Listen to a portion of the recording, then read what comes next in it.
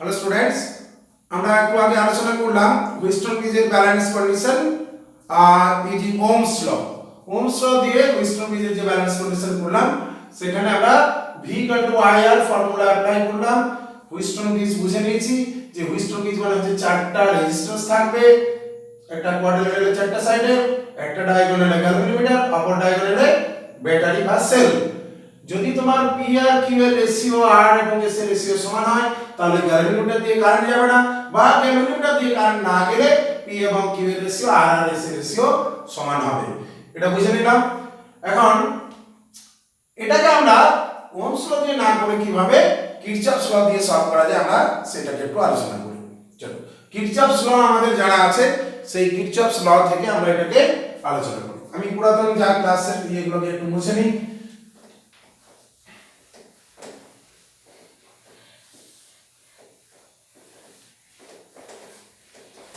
কিরচফস ল হচ্ছে কি দুটো ল, কিরচফের দুটো ল, একটা হচ্ছে তোমার কিরচফস কারেন্ট ল আর একটা Kirchhoff's voltage law, KCL and KVL.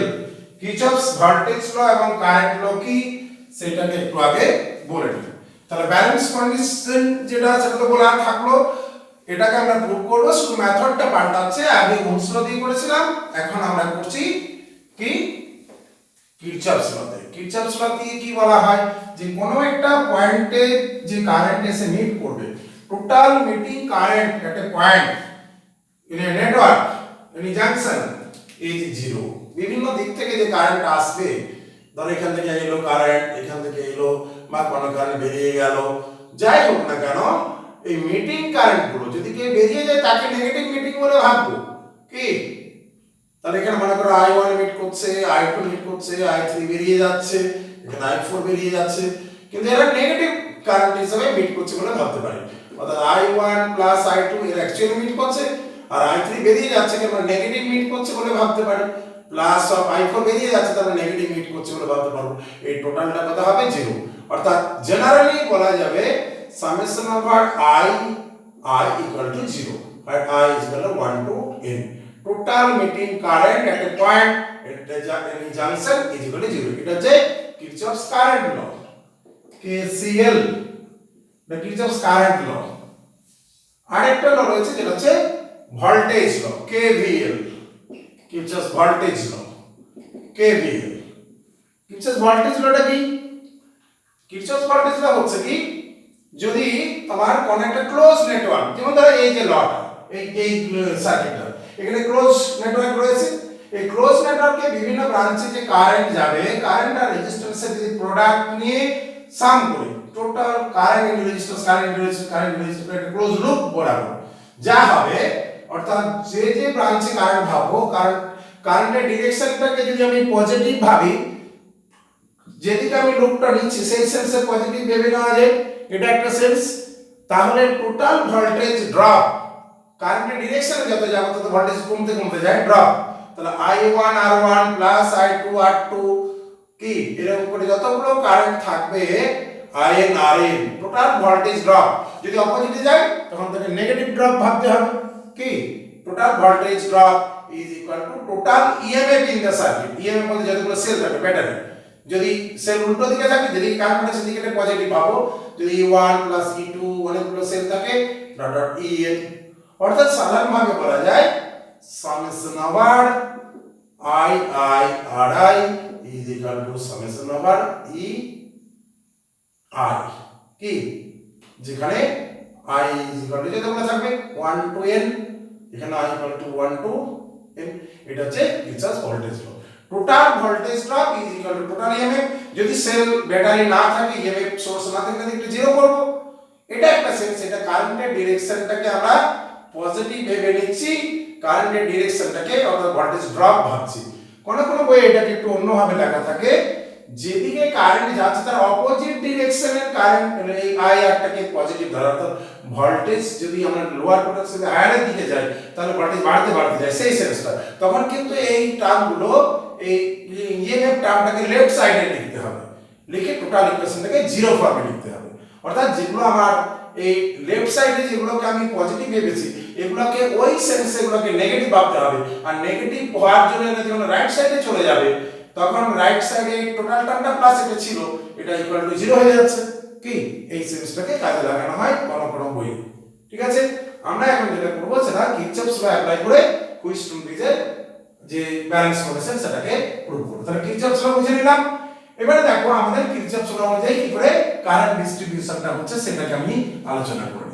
আমি মনে করো আমি প্রথমে সার্কিটটাকে এঁকে নিলাম, কোথায় কি কারেন্ট জানি না, আমি কিরচফস ল অনুযায়ী কারেন্ট ডিস্ট্রিবিউশন শো করব।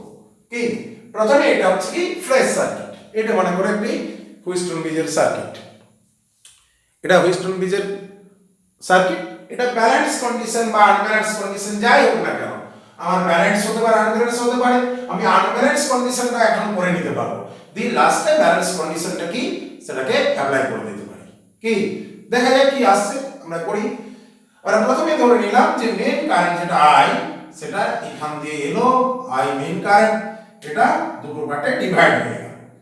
এই দিক দিয়ে গেল একটা কারেন্ট, আমরা আগে মতই ধরছি I1, এটা দিয়ে গেল I2, এটা তাহলে I এখানে এসে মিট করছে আসছে, এই দুটো বেরিয়ে যাচ্ছে। টোটাল মিটিং কারেন্টটা যদি 0 করতে হয় তাহলে KCL অ্যাপ্লাই করে, KCL using KCL we have using Ohm's law নয়, ইউজিং এখানে কিরচফস ল।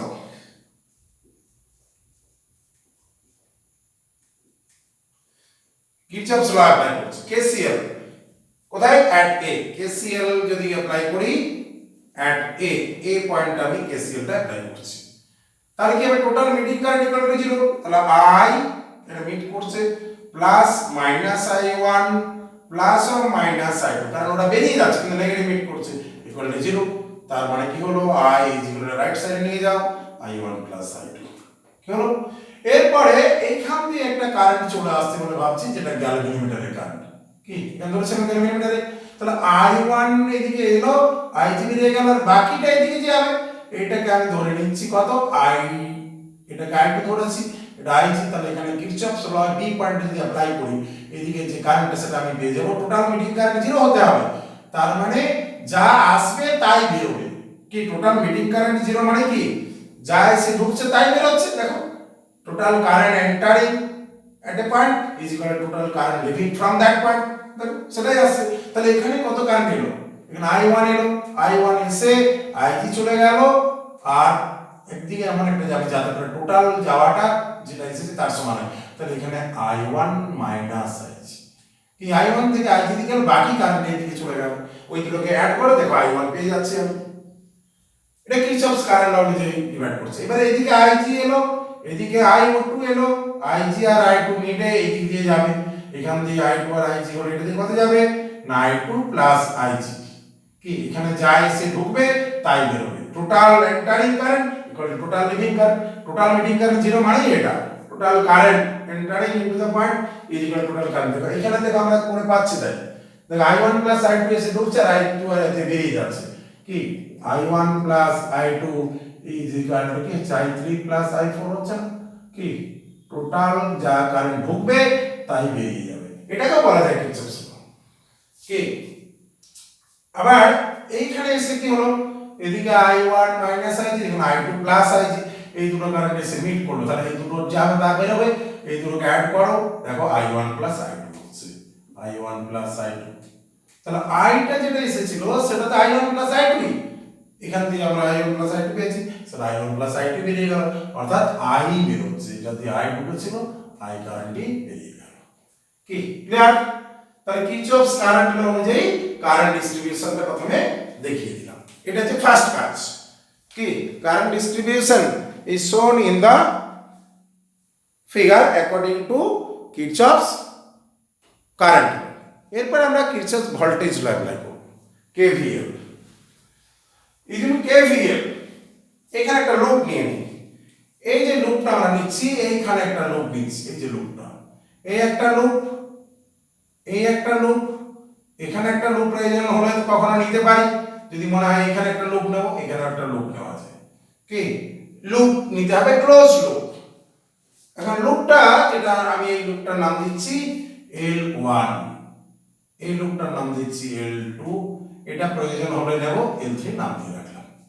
কি L1 এবারে Kirchhoff voltage law KVL Kirchhoff voltage law এবারে অ্যাপ্লাই করছি কিরচফ ভোল্টেজ ল কি বলে না total current in the resistance এর যে প্রোডাক্ট এর সাম অর্থাৎ sum of the product of the current and resistance in each branches is equal to total EMF in the circuit তাহলে এখানে কারেন্ট আর রেজিস্ট্যান্সের প্রোডাক্ট এখানে কারেন্ট আর রেজিস্ট্যান্সের প্রোডাক্ট এখানে কারেন্ট আর রেজিস্ট্যান্সের প্রোডাক্ট এগুলো total EMF in the circuit কিন্তু এখানে তো নেই কোনো EMF তাহলে ইকুয়াল টু 0 হবে তাহলে KVL অ্যাপ্লাই করছি ইন লুপ L1 L1 লুপটা কি that is in loop A B D A close loop A B D A এই লুপটাতে আমরা কি করছি লুপ 1 মানে হলো A B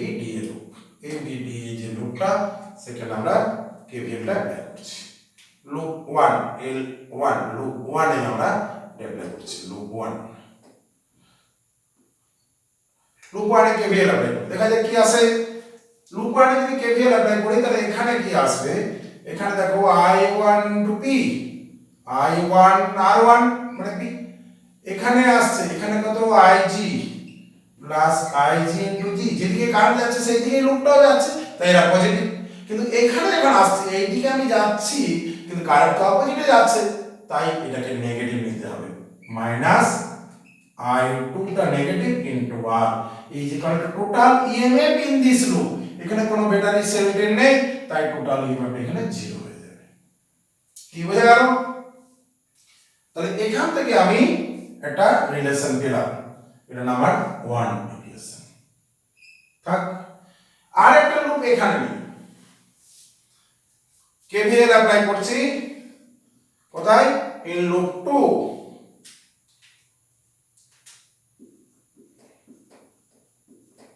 in loop 2 L2 loop 2 one loop that is loop in loop BCDB BCDB যে লুপটা এখানে আমরা অ্যাপ্লাই করছি BCDB যে লুপ তাতে আমরা অ্যাপ্লাই করে দেখি কি আসে কি হবে এখানে দেখো যে কারেন্ট ইনটু রেজিস্ট্যান্স এখান থেকে আমি স্টার্ট করে এদিকে আসি তাহলে এখানে কারেন্ট ইনটু রেজিস্ট্যান্স কত আছে I1 minus IG whole into Q কিন্তু এটা আমি এদিকে যাচ্ছে সেদিকে তাই এটা পজিটিভ এটা ঠিক আছে এইখানটাতে নেগেটিভ হয়ে যাবে মাইনাস আমি এইদিকে লুপটা নিচে এই সেন্সে ক্লকওয়াইজ লুপ নিয়েছি কিন্তু কারেন্টটা যাচ্ছে তার অপোজিটে তাই এটা minus I2 minus I2 plus IG যে কারেন্টটা এটা যাচ্ছে I2 প্লাস IG যে কারেন্টটা একসাথে লিখে দিলাম I2 প্লাস IG এই কারেন্টটা কোন দিকে যাচ্ছে এই লুপের যে সেন্স তার অপোজিটে আমরা এই সেন্সটাকে নেগেটিভ ধরছি এটা ইনটু S আবার এখানে যখন আসছে লুপটা কমপ্লিট করতে হবে তো IG তো নিচ দিকে আসছে কিন্তু আমার লুপ তো যাচ্ছে উপরের দিকে তার এটাও minus IG into G is equal to total EMF এখানেও কোনো ব্যাটারি নেই এখানে EMFটা কি হবে 0 এটা হচ্ছে নাম্বার 2 ইকুয়েশন কি বোঝা গেল এই হচ্ছে দুটো লুপ নিলাম আরেকটা আমরা করব যেটা এই দুটোতে আমাদের কাজ হয়ে যাবে কিন্তু আমি জাস্ট ইকুয়েশনটা জানার জন্য লিখে দিচ্ছি এখানে একটা লুপ 3 তে একটা লিখি in loop 3 L3 that is কি লুপটা that is in loop ADCA complete loop A থেকে শুরু করে ADCA কি থ্রু ব্যাটারি এটা যে EMF এটাকে ভিটা ই এখানে কোনো ইন্টারনাল রেজিস্ট্যান্স ধরা হয়নি এখানে ইন্টারনাল রেজিস্ট্যান্স নেগলিজিবল ভাবা হচ্ছে থাকতেও পারে কিন্তু এখানে ধরা হচ্ছে কি তাহলে কি হলো এই জায়গায় আমরা চলে আসি যে এখানে কারেন্ট I2R যেদিকে আমি লুপ নিয়ে যাচ্ছি যেদিকে ক্লকওয়াইজ লুপটা নিয়েছি কারেন্টটাও সেই দিকেই যাচ্ছে এটা পজিটিভ এটাও কি হবে I2 plus IG whole into S is equal to কত টোটাল EMF এখানে একটা EMF পড়েছে E এখানে হচ্ছে EMF এটা 0 হলো না কি এই হচ্ছে 3 নাম্বার সার্কিট এই হচ্ছে কিরচফস ল। কিরচফস ল এর সাহায্যে ইকুয়েশনগুলোকে প্রথমে লিখে নিতে হবে। কি কিরচফস ল এর সাহায্যে প্রথমে ইকুয়েশনগুলোকে লিখে নিতে হবে। কিরচফস ল এর সাহায্যে ইকুয়েশনগুলো ফার্স্টে লিখে নিই। এটা লেখা হলে পরে আমাকে ব্যালেন্স কন্ডিশনটাকে অ্যাপ্লাই করতে হবে। কি অ্যাপ্লাই ব্যালেন্স কন্ডিশন। কি কন্ডিশন অ্যাপ্লাই করব? ব্যালেন্স কন্ডিশনটা কি কি? তো ব্যালেন্স কন্ডিশন আমাদের জানি যে ব্যালেন্স কন্ডিশনটা হচ্ছে তোমার IG0। দেখো ইনব্যালেন্স কন্ডিশন। ইনব্যালেন্স কন্ডিশন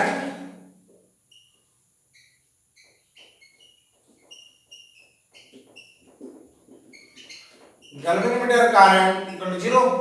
তাহলে গ্যালভানোমিটার কারেন্ট যদি 0 হয়ে যায় তাহলে এই ইকুয়েশনে IG গুলোকে 0 লিখে দাও। এটা 0 হয়ে গেল, এটা 0 হয়ে গেল, এটা 0 হয়ে গেল, এটা 0 হয়ে গেল। তাহলে ইকুয়েশন গুলো কি হলো? মডিফাই করে ইন ব্যালেন্স কন্ডিশন I বা balance condition IG equal to 0। Therefore আমরা যেটা পাবো, কি পাবো দেখো, এখান থেকে যেটা পাচ্ছি I1P এটা 0 হয়ে গেছে, minus I2R is equal to 0। এখান থেকে আমাদের যেটা আসছে I1P is equal two I2R। এটাকে একটা নতুন ইকুয়েশন দিয়ে দিলাম 4 নাম্বার। কি এটা কোথা থেকে পেলাম? 1 নাম্বার ইকুয়েশনটা থেকে আমরা পেলাম। ইকুয়েশন 1 থেকে এটা পাওয়া গেল IG0। তারপরে ইকুয়েশন 2 থেকে আমরা কি পাবো? ইকুয়েশন 2 তে IG যদি 0 বসাই, এখানে 0, এখানে 0, এখানে 0, তাহলে কি হবে? I1 into Q, I1 into Q minus এখানে I2 into S is equal to 0। এটা তো 0 হয়ে গেছে আগে, এটা ইকুয়াল টু 0। এখান থেকে কি পাচ্ছি? এখান থেকে পাচ্ছি I1Q is equal to I2S। এটা একটা ইকুয়েশন নাম্বার 5 দিয়ে দিই। এইবারে এই ইকুয়েশনটাকে ডিভাইড করে দেওয়া যাক। কি এই ইকুয়েশনটাকে যদি ডিভাইড করে দিই, I1 কেটে যাবে, I2 কেটে যাবে, তাহলে P by Q equal to R by S আমার চলে আসবে। তাহলে ডিভাইডিং ইকুয়েশন 4 by 5, তাহলে equation 4 divide by equation 5 we get, এটা ইকুয়েশন 1 থেকে পেলাম, এটা ইকুয়েশন 1 থেকে এটা পেয়েছি, এটা ইকুয়েশন 2 থেকে এটা পেলাম। এখন এটা ডিভাইড করে কি পাচ্ছি দেখি।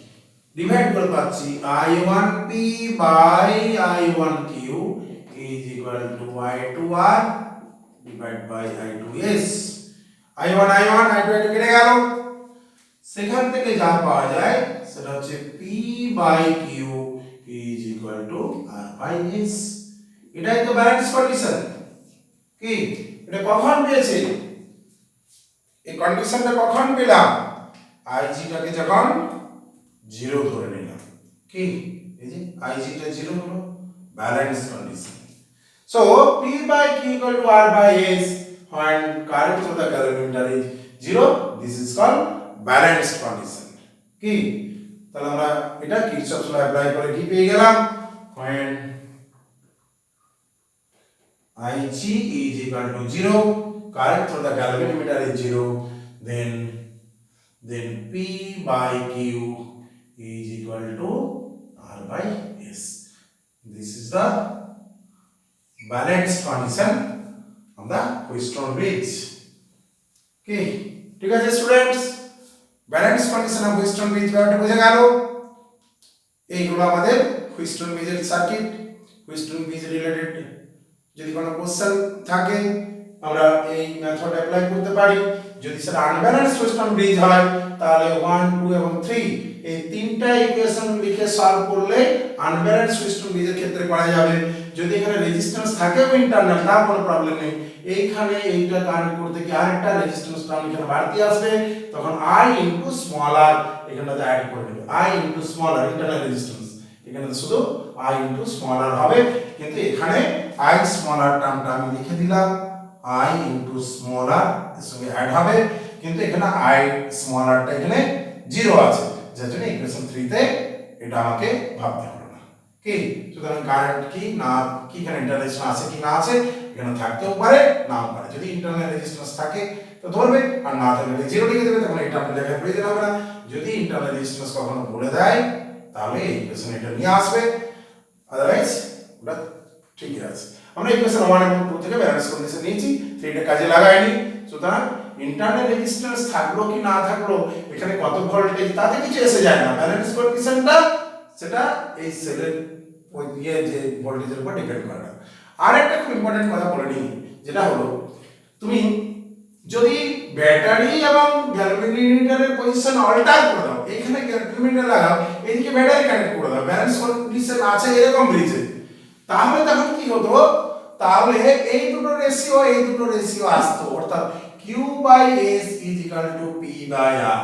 ব্যালেন্স কন্ডিশনটা চেঞ্জ হতো না, কারণ এটাকেই তুমি লিখতে পারো। দেখো কি লিখতে পারো, Q বাই S লিখতে পারো, Q by S P by R, এটাকে অল্টার করে দাও। এই ইকুয়েশনটা কিন্তু প্রয়োজন অনুযায়ী লেখা যায় কি Q by S is equal to এই দুটো রেশিও P বাই R।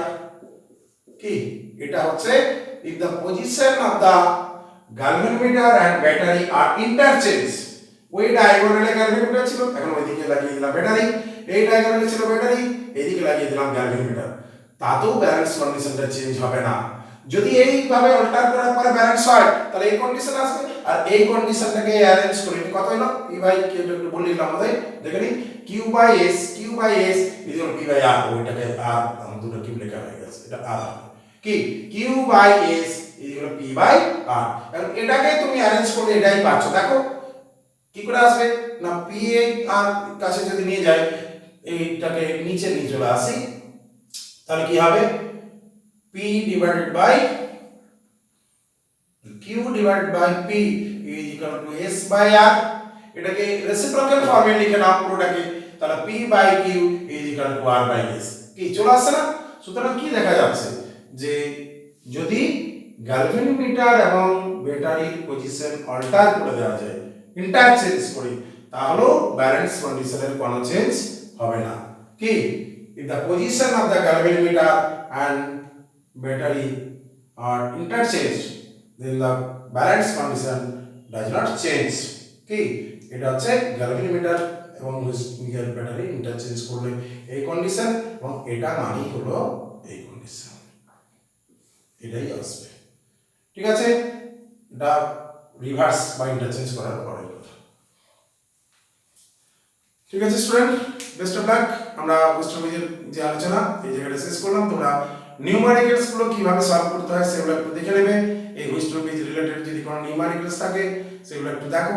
আমরা পরের ক্লাসে বুস্টারমিজ রিলেটেড কিছু প্রবলেমস নিয়ে আলোচনা করব। ঠিক আছে।